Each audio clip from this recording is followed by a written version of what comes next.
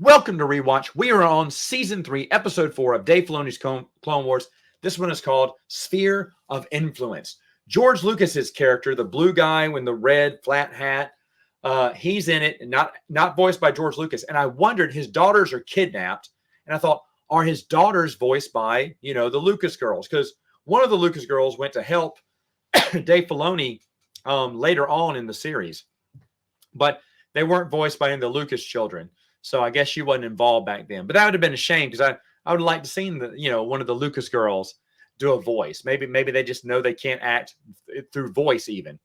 But either way, his daughters get kidnapped by Greedo. Now, yes, Greedo. This is the big contradiction with the Clone Wars in the EU, right? Because Greedo's past was already told to us in Tales from Mos Eisley, and they have totally rewritten it and Dave Filoni's Clone Wars. It is one of the big contradictions. I believe I've talked about this before. And you could say, well, there was another bounty hunter that hung out at Jabba's palace that was named Greedo, who was a Rodian. I mean, yeah, humans have the same name, Steve and Steve, John and John, but bounty hunter, same name.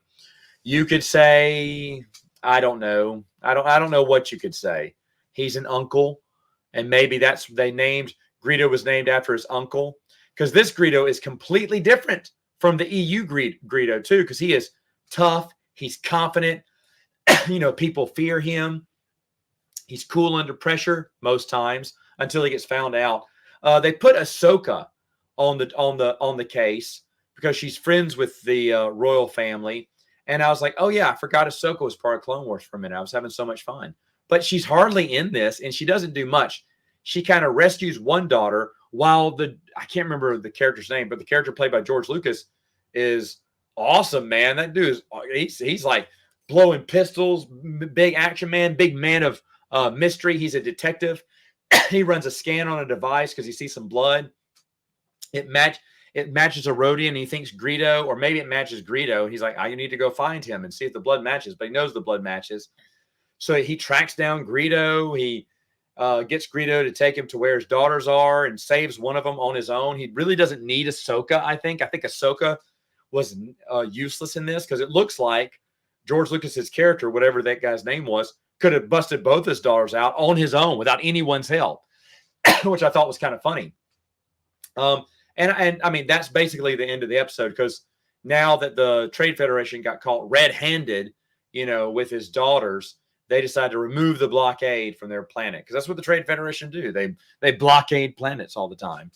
Like I said, an okay episode. It is a shame that with Greedo, and I'm sure if given the chance, that's probably what Leland Cheap probably would have said, is that that's his uncle. And the young Greedo that from, let's say he was in episode 1, a little kid and everything.